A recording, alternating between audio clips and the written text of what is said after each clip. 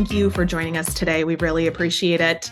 I'm Julie Gilbert. I'm our CMO and President of Workplace Engagement at Augeo.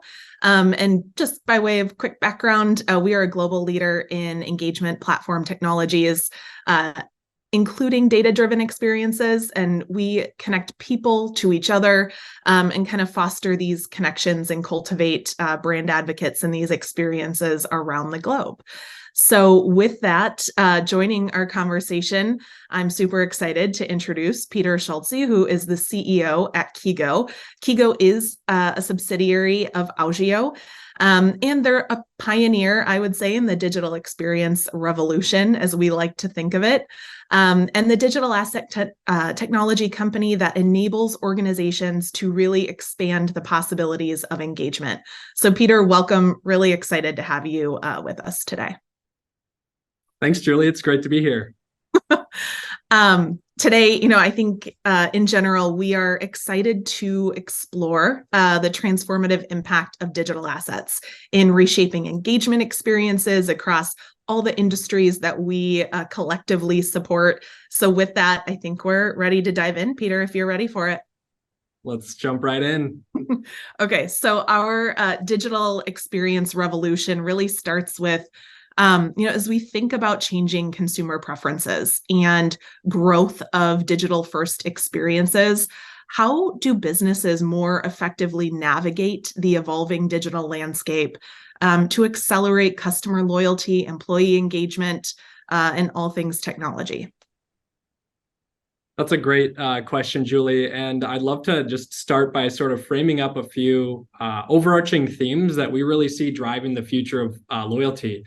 So first, we have, as you mentioned, really rapidly evolving expectations from consumers. If you look across the industry, the average consumer is active in less than half the rewards programs they're a part of. But at the same time, there are literally tens of billions of dollars in loyalty points that are being issued here in the US alone, with about a third of those points going unredeemed today. So what that means is there's a lot of untapped potential here. And yet at the same time, research from Harvard shows that loyalty and engagement leaders grow revenue 2.5 times as fast as other companies in their industries. And that, achieving just a 5% increase in retention can drive up to a 95% increase in the bottom line, which is really, really incredible. And what it highlights is really that when done right, loyalty and engagement programs are really proven without a doubt to be, these super powerful tools in driving business outcomes. But to look at it from the flip side, the reality is that consumer preferences are changing very fast. And individuals today, people have more power and influence over your brand than ever before, which really underscores, the need for innovation in the world of loyalty. And that really leads me into the second point, which is, that there's this accelerated shift to all things digital first globally. Now, this transition to digital first experiences, as we all know, has been in motion for a while now. And many, if not most, real life or physical experiences today are even initiated digitally. But that's not the new news. What is new and what's different today is the acceleration that we're seeing. You've got Zoom culture, mobile ordering, Apple Wallet, QR codes. These are all concepts that have now reached the mainstream very quickly, really over the past 36 months. And the overall pace of change and adoption of these new technologies is only accelerating. There's now this heightened expectation for convenience, for digital first, for personalized experiences, and in general, from entertainment to finance, people are just spending more of their time and their dollars digitally. And so the last thing to expand upon in your question here is what we hear in conversations every day, which is that brands continue to face rising costs, really in many areas, and supporting programs and delivering on consumers' elevated expectations, it costs more today. And And that sort of paired with the new data policies we're seeing, the eradication of cookies, it's pushing brands to look inward to their own customers, their own employees, to drive growth through referral, through advocacy.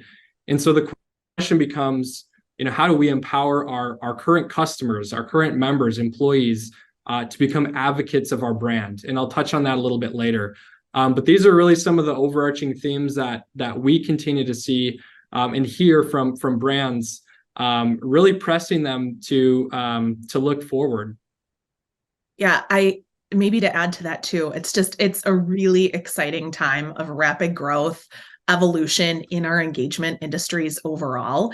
And, sometimes, we've heard about people, particularly in the workplace, they're fearful of change, but I think it's starting to shift. People are ready for change. They're ready to embrace, experience what's next. We're hearing it from our clients, our partners, even, our own employees. And so as we, kind of think about the advancement of or expectations of incentives, rewards, engagement, it's way different from what it was even 2 to 3 years ago. And those experiences are really changing as our world's changing. So it's just an exciting time. Couldn't agree more.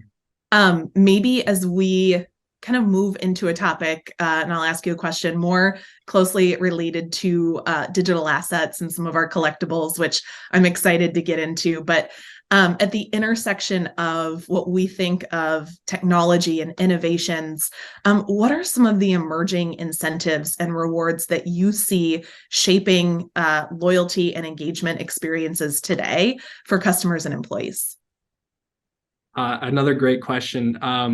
In talking with loyalty leaders today, the theme that we just continue to hear over and over is really this importance and a focus around moving from the transactional to the experiential. It's really putting this idea into practice of, it's that people won't remember what you did or what you said. They'll always remember how you made them feel. Delivering a reward that surprises and delights, that creates some sort of memorable impression, is really the objective of any loyalty or engagement program. Because we all know, the loyalty leaders and the engagement leaders in the room, that this is what leads to deeper, more enduring relationships, and ultimately better business outcomes. And so to answer your question, today's consumers, today's employees are looking for really, innovative and personalized rewards, with an increasing number gravitating towards these unique digital first experiences over traditional incentives. And this is according to a study by Deloitte, and we've been seeing this in the marketplace too. The good news is that there are a growing number of major brands today leveraging new technology, digital assets, which I'll touch on in a moment here, to deliver these really unique and connected digital and real life experiences. From Nike to Starbucks to Reddit, Major League Baseball, Adidas, Puma.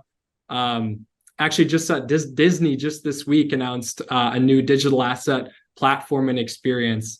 And these brands are really leading the charge. And so before I get to where that sort of intersects with loyalty, the question we always get is, what is a digital asset? And at a technical level, it's a token on a blockchain, but that's not really important. The important thing is what we see a digital asset is it's really a better way to deliver and to experience any reward. A digital asset allows for this instant digital delivery of any reward to a wallet, cutting through the noise and the clutter of an email inbox, and more importantly, creating a totally new channel to engage and deliver value to consumers and employees. And if you look at it, what a digital asset really enables, these are these highly programmable and gamified rewards that can unlock unique experiences, whether it's a digital offer or it's a physical product or it's a live experience. A digital asset is essentially just a key, a digital key to unlock these things. The third attribute that makes these really interesting is that they're shareable and tradable. So you can take a reward and send it to a friend. You can experience it with others. The full journey of that reward can be tracked and attributed back to the brand. And this is really why leading brands today are building on this new tech. A few examples. You've got Nike with their Artifact platform. You can redeem or purchase a pair of digital sneakers that unlocks access to an exclusive real-life pair of sneakers that are limited to only those who hold the digital asset. And so it's that exclusive, one-of-a-kind experience that these digital assets enable. And by the way, it blows me away every time I bring up this stat, but Nike's sold almost $200 million of these digital sneakers. It's almost like an exclusive membership pass. You have Disney just this week announced their new digital asset platform, using these assets to create connected fan experiences for Star Wars, for their Pixar properties and others. You've got Major League Baseball, where you can purchase a digital trading card that doubles as an access pass to an online community where you can play games, unlock exclusive perks from Major League Baseball. Last year, they actually airdropped World Series tickets to a small handful of holders of these assets. And so it starts to bring some of the possibilities of this technology to the forefront. And so that brings me back to your original question, which is, what does this mean for the world of rewards and incentives? That's exactly what we're doing at Kigo. So we're actually the first in the loyalty world to aggregate and bring all of these unique experiences together into a rewards catalog that can integrate with any existing loyalty program. So you've got an employee, you have a consumer, you have a card holder that's earned loyalty points. Now those loyalty points can become a gateway into these really super unique digital experiences from top brands. And really, again, using those rewards as a way to drive deeper program engagement, to surprise and delight users, and ultimately deliver better business outcomes. And so that's where we've started with brands. The Kigo platform and catalog is live with a growing number of companies, from workplace to consumer. We've really made it really easy to add this on to any existing program, giving organizations an easy place to start that's highly differentiating, that's unique, and brings an exclusive category of rewards to the program. Yeah, I think, Peter, what I would add to that too, just from experiencing, some conversations our account teams are having with organizations and clients, is just that the seamless integration of it within that redemption experience is, it's not that we're just talking about rewards or something that someone is redeeming on a day-to-day basis. It's more about delivering those experiences. And I know we've started to say it's kind of transcending the traditional, right? And how do we think about what's next? And this really is what's next on many levels. And so it's not even just about keeping pace anymore, but it's about getting ahead of it, leading the market, curating these experiences where it really, I think, starts with that meaningful interaction and engagement that just becomes so important as we continue to foster connections with people. So. I couldn't agree more. So maybe, and I know we're with, just a little bit of time left here, as we think about the demand, right, for the continued advancement, evolution of engagement programs. I know we live it and breathe it all day, every day. What innovation or innovative strategies do you find to be the most transformative in advancing user experiences? Another great question, and something that we've been hearing in many conversations with brands. And the way I'd answer it is that outside your company is this rapidly changing landscape that's really forcing you, and all of us for that matter, to evolve our strategy. And it's enabled by this new tech.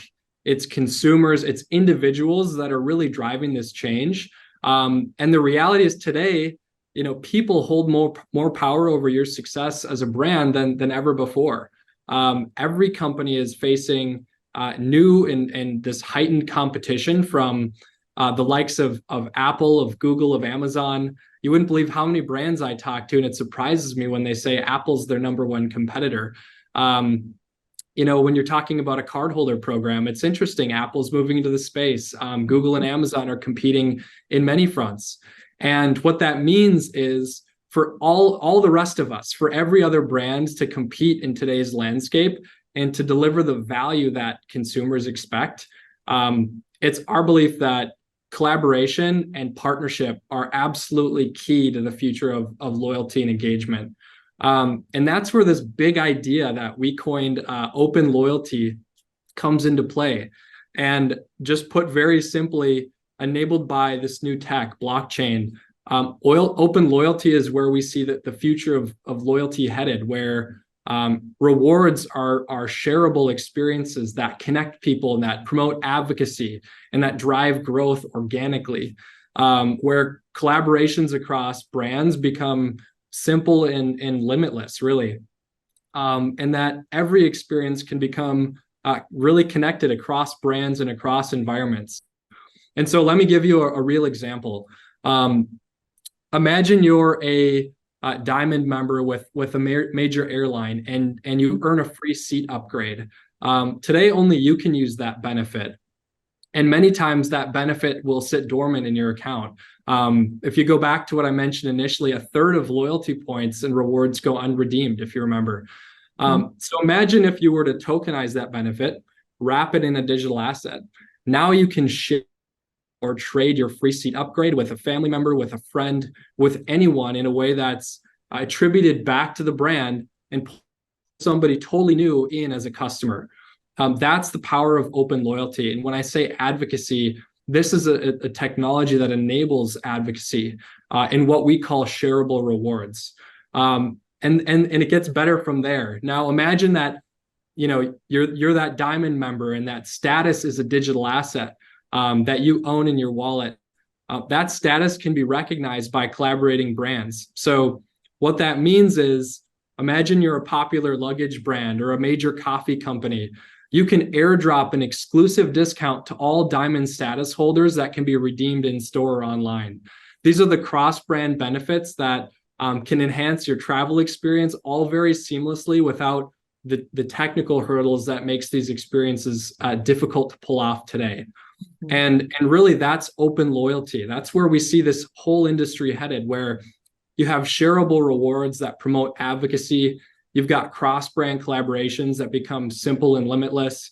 And these ideas and concepts span across use cases, whether it's an employee that earns a personalized badge that can be shared to social media and connected to their LinkedIn profile. And that badge can be programmed to unlock some really interesting and exclusive reward just because you completed that achievement or the activity. You've got financial institutions, brands, membership programs can all use these concepts, build deeper, more enduring relationships with their cardholders, with their consumers, with their members. Growing their audience through shareable experiences, and B, enriching their value proposition through partnerships with collaborating brands. And so, that's really what we've been championing as the future of loyalty. And Kigo's platform makes all of this possible. And so, Peter, as we maybe shift gears and touching a little bit more on shareable rewards, might be new for some that are in the room with us today. I think from our perspective, it layers on kind of this multi-dimensional social factor, right? That as we talk about transcending the traditional, that's really what this does, with ripple effects that build, strengthen community in tangible ways. Maybe share a little bit more about that with our room today.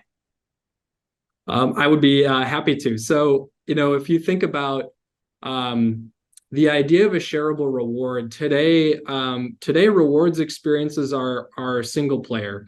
I'm engaging with the brand, I'm earning currencies, or rewards, and I can redeem those. I can redeem a digital gift card, cash it in at the point of sale, and the experience is sort of one and done from there.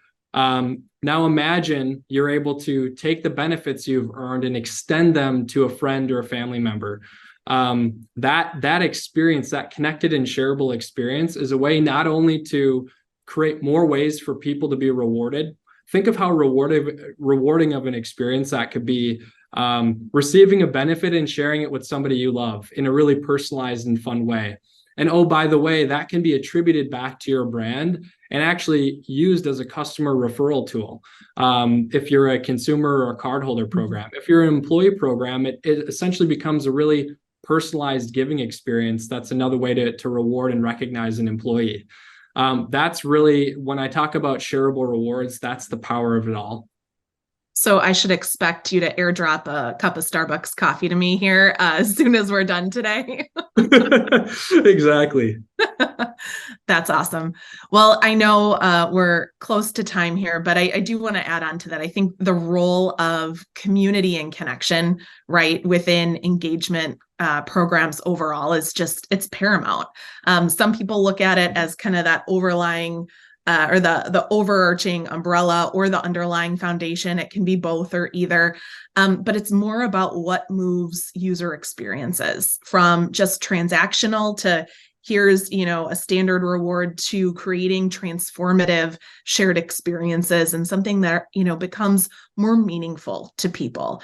I think, we know and have seen people want to engage with other people, some in different ways, and they crave kind of those authentic and those meaningful interactions, whether it's in the workplace, whether it's at home as a consumer. And we always talk about, the integration or the connection of the customer experience and the employee experience.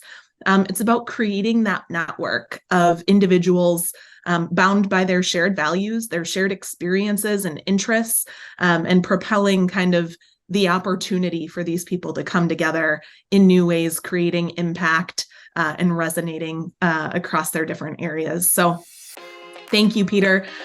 We really do appreciate your insights today. It's really exciting, I think, across many different audiences and teams. So with that, thank you. Huge thank you to our audience for joining us. Keep an eye on your inbox. We will be sharing out a complimentary guide on digital asset experiences. If you have any questions for us, please don't hesitate to reach out. Thanks again for joining, and we'll see you next time. Thanks, Peter. Thanks again. It's been a lot of fun.